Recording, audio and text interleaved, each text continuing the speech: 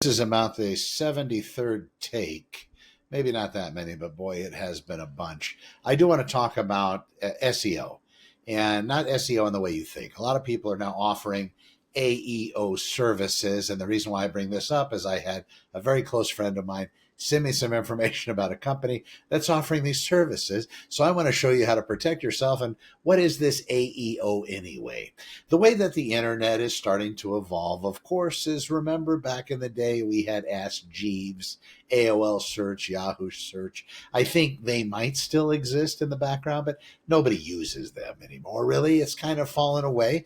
Now we have Google search. Well, we did have Google search, so a lot of people use Google to make those questions and inquiries. Now we have the large language models or the artificial intelligence systems out there, the Chat GPTs of the world, the Groks, the Microsoft Copilots, the Claudes, the Metas, all of these things. You have these different systems. A lot of people are using them. If you have Facebook, you get access to theirs. If you have an X membership, you get access to Grok.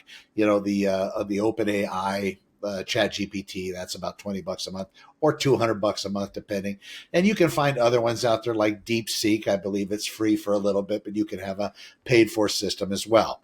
But people are now going to those systems and doing the same types of searches they were conducting on Google. And in fact, if you know this, maybe you do Chat GPT, whenever you go to that system at some point, kind of at the beginning of the install, it asks if you want to use it as your primary search engine. And of course, most people select yes without giving it a lot of thought. I find myself still punching google.com into the browser because I used to do that just to search for regular things. I type it into the browser, but now ChatGPT takes control and then does their rendition, which is fine. Most people don't go back to Google. I go back because I also want to see what it has to say. But what is it using? Well, it's using Gemini AI for those results too. So if you have your business, your branding, whatever it may be, and you have that posted online somewhere, when you do a basic keyword search for your business, maybe attaching a particular city or searching for it as other people would, you used to care where you hit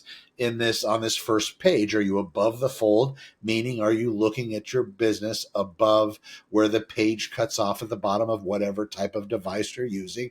Are you below the fold? Or, if you want to hide a dead body, they used to say you always hide it on page 2 and so on, because nobody ever goes to page 2. That was the thing. But now search has really changed. In fact, Google search changed up until this point as well. If you remember at the beginning, it was really the best search, the best results were the ones that populated the top. Now there's a lot of ads there. Then you have the Google Local My Business or Google My Business pages after that.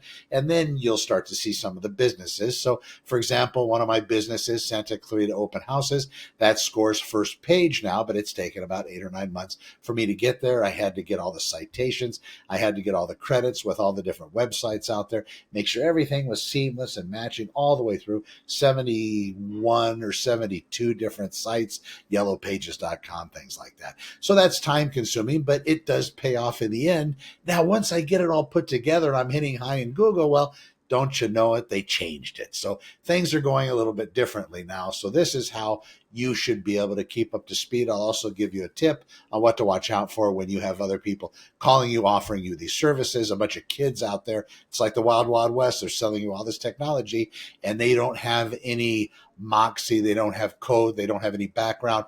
Not that there's anything wrong with an 18-year-old taking $10,000 for you a month for your advertising expenses and marketing in their agency. But, there's something to be said about having somebody that's been tried by fire, somebody that's been through it, somebody that's been taken before themselves, and somebody that put an agency together for the same reason they became a cop, LAPD cop back in the day. They hated to see people taken advantage of. Same reason they became a real estate agent in 1998, because they got screwed on their first house when they bought it by their agent and they didn't want to see anybody taken. And finally starting an agency a few years ago because there's so much crap being sold out there to a lot of people as far as how to build their business. And people are missing the very core components of what a good scalable business happens to be. And that's going to be that database, that CRM, that client or customer relationship management software, that's going to be critical. And then how does that interact whenever new leads, new information comes in from people? How does it take care of an old list? Is there some kind of an AI architecture that can be laid over it where it'll take an email list that you happen to have of your past clients and actually take that and rise that to the next level and start regenerating or resurrecting, Prince Charming those old clients and bringing them back up to the surface and taking care of them as you should have been this entire time? What happens when somebody calls you at 2 o'clock in the morning and you're asleep? What happens when they call with your other clients? Do you have a system that can answer that phone? Not press 1 or press 2 or press 3, but an actual AI interfaced secretary, male, female, 50 different voices, different accents, that actually speaks about your business, knows about your business, because it's being handled by AI and there's been facts or schema put into that system by yours truly to have it programmed. When somebody calls in and that phone call is missed, do you have a system that will send them an SMS message? When they do give up who they are, when they are answering a question or talking to your chatbot, be on your website that we build or via voice AI, what's going to be happening to that particular client? Maybe they're not ready. Is it going to nurture them, take care of them, email them? And then when they are ready, or they know somebody that wants to utilize your service or your business, do you have that same system that's going to generate and let you know, hey, Stan, these folks are ready to go. I've set up an appointment with them next Tuesday. This is the address, or this is the circumstance, or it's a Zoom meeting, however you want to program. Do they do that? Do they have the ability to do that? And then walk you through how they do it and then get you all set up from that. So if you want to start paying for ads on Facebook, they have that integration. You want to go to Google pay-per-click, which most people aren't, but that might be an option if you have a particular type of business or service. Maybe that's actually a better fit. Who knows? I haven't seen a better fit for that lately. It's mainly Facebook, Instagram, TikTok ads, and some LinkedIn, depending on membership level and if you're B2B or B2C or whatever it may be. But these are ways that somebody that's tenured, somebody that's savvy, somebody that's been tried by fire, a little tempered, actually approaches it. I want to see how you're structured, what you're doing, where your social media is laden in, and how all of that is connected so we can then be the best to be able to take that lead information, because leads are expensive. Even if you didn't pay for it and they came to you organically, that's what this discussion's about. How do you keep them? How do you take care of them? First off, though, how do you get them organically? So this is what I want to talk about. So what they sent me today was information on answer engine optimization, or the way that it was put in the email, and I did more research as of late about this. There's two ways that some people look at it. It's artificial intelligence engine optimization or answer engine optimization. But that concept is replacing search engine optimization, because we no longer, most of the systems, the AI systems, aren't relating people's priority or placing them or talking about your particular business based on search engine optimization. They're looking for answers to questions. So that first step to wrap your mind around is building your content, be it social media or blog posts or whatever it is. When you talk about your particular, whatever your business is in a video, you want to address certain things. Now, TLDR, if you're not familiar with that acronym, it is too long, didn't read. Usually it's separated by a semicolon in between the TL and the DR. Usually that's in capitals. When you write something, when you're going to write a social media post update, you're going to write a blog post, whatever that happens to be, you want to include a summary at the beginning. That's that TLDR. And if you're able to choose the size of the font, an H2 tag is wonderful for that. And if you don't know what I'm talking about, reach out. That's not a problem. But again, the larger font type of instruction that shows the computer that you want these letters of a corresponding size to be this particular weight as far as a tag goes. So that H2 character is usually probably the best to use. But be that as it may, you want that summary at the beginning, too long didn't read, so they can read this paragraph of text that talks about this 3,000 or 4,000 word article, or this social media update. And within the social media update itself, you should have a conversation, but not any conversation, an actual fact-based, concise conversation between you and maybe a customer or a client that happens to have questions, maybe a back and forth. Then, of course, you have your content. Then you have the surrounding words and the surrounding grammar. It's all structured so it's easy to read, but it provides those answers. Then, of course, as you move through maybe facts, FAQs, a schema system that's going to basically answer particular fact type questions. So when the AIs are looking for a response to a particular user inquiry that they received, you're going to be easy to find and you're going to make more sense to them to provide your results for the user versus somebody else's business that hasn't even paid attention to this. And finally, at the very end, you'll want to put in some kind of information that, again, also summarizes the article and brings it all to a nice, concise close. That is via a blog post, a social media post, a video format. These sorts of things are what you need to start thinking about if you want your business to start hitting high in the artificial intelligence search engines, those out there that are actually putting together answers. So it's more of an answer engine optimizer versus a search engine optimizer. I'm still stuck in the white hat, black hat SEO days, and I remember all of those tricks and games that went on. Now it's becoming even more transparent than before. This reminds me very much of the beginnings of Google when it was all based on best client or best customer or best partner experience by giving that precise data and that return for the query that was super accurate. Then, of course, advertising, money, capitalism, it all jumps onto the bandwagon and then everything starts to look different. Now that hasn't happened with the large language models as of yet, at least not some. I think there's probably going to be some kind of monetization on an advertising level at some point. More than likely, it'll probably be maybe a YouTube type platform where you can sign up for a premium service at an extra $50 a month, and then you'll be able to get rid of whatever ads might pop into the system as you're doing your inquiries or your work.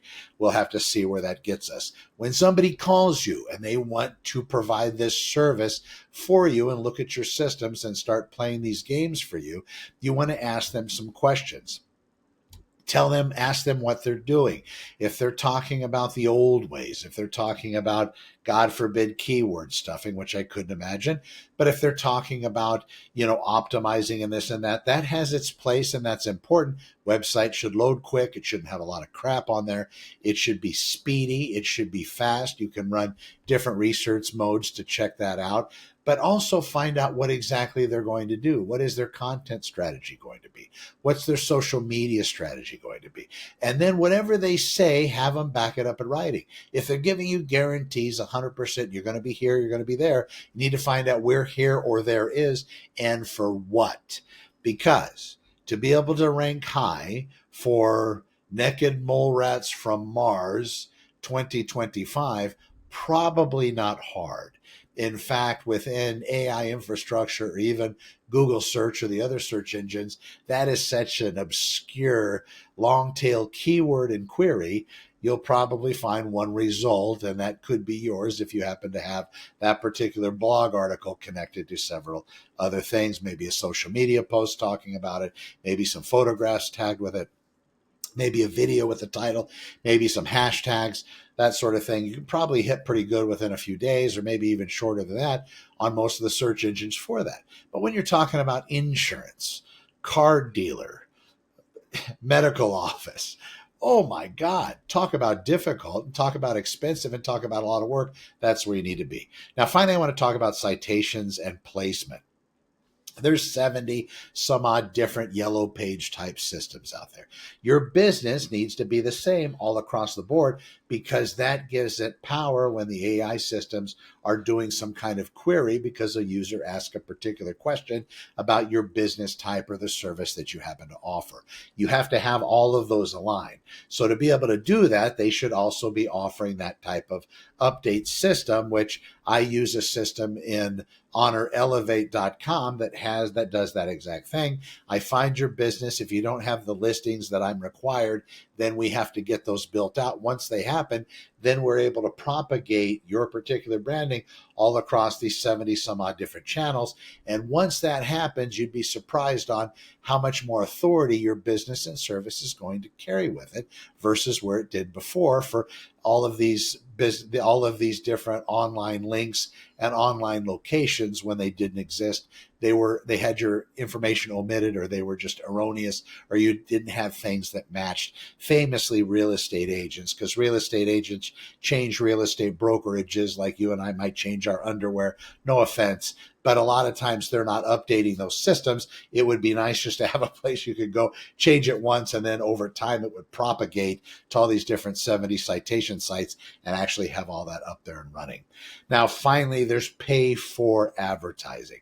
Wherever you're getting your leads, via organic or pay for, it's super important to have that database, that hub, your CRM just dialed in so it starts to work for you. It's okay to get a phone call and then write it down on a notepad and maybe keep track that way. But when you get a handful, 2 or 3 dozen clients, it's going to be nice to keep up with them in some other medium. Now, not just email. SMS really has a much higher rate of opening and reaction. And whenever SMS messages are responded to, it'll kick off a trigger and a particular workflow, so you're notified if in fact that's what the client wants. An email response to something that's sent out by your company or organization to your CRM that happens to have whatever lead tagged in whichever way we decide would be the best fit, then the system keeps in contact with them. So it nurtures these clients, these leads, your partners in your business. And because it's so expensive and every human being is valuable, it should be looked at in that regard. You should have somebody that starts to work into your process. Maybe they're not ready now, maybe it's 6 months or a year, but once they are ready, then you're able to help them. And if they know other people that are ready, they refer you that business, and then those people become part of your database. If I could go back to 1998 and do it all over again, I would have paid strict attention to every single client I had, and I would have had a master list of everyone, had them tagged, categorized, and put together, because that's how you scale a business. If you don't have that scaling process in place and you're happy to being a one-person operator, that's fine. There's nothing wrong with that. But at least having the ability to scale something. So when you get closer to the time you want to call it quits and move on, you have a scalable, sellable business to somebody else or service provider company that you can actually sell, because it's all here. You just take the data and you give it to them for a price, and they're happy and you're happy, and you ask them for a large amount of money, and then the rest is history. This is how you scale, but this is also how you watch out for the AI jokesters out there, these children that are out there trying to sell you on these AI optimization type systems and products. When you're ready, reach out. Hopefully this video was about clear as mud. And if not, please reach out to me and I'll make it as clear as possible. When you're ready, don't forget, Connor with Honor. You can find me online at honorelevate.com. When you have a question, just reach out, Connor at honorelevate.com. That's CONNOR. If you want to see how the AI voice system works, if you want to test that out, if you made it this long to the end of the video, try this. 661-219-7299. 661-219-7299. Test it out. It's a demo bot, something I programmed specifically to show you some of what the AI can do when it acts like it's the receptionist, secretary, or partner or employee at your business, your staff. So when you call, it's going to ask for some information about you, and then it'll ask you if you're ready to start the demo. You can start the demo. It's going to ask you some information. It's going to act like the person that answers the phone at your business at 1 or 2 o'clock in the morning. Also, we have other bots that we program for websites, social media, Facebook, Instagram responses, LinkedIn, all of those sorts of things, YouTube as well. So there's also ways to automate all of those systems. So basically, you're able to do what's most important. That's getting out there, doing the work or delegating the work to other people and just sitting back and having that cigar and cup of coffee. I'm Connor with Honor. When you're ready, reach out to me. I'd love to help. And thank you for watching. Please, feedback is always appreciated. Be hard with your questions. And I have a pretty thick skin. Be well. We'll talk to you soon.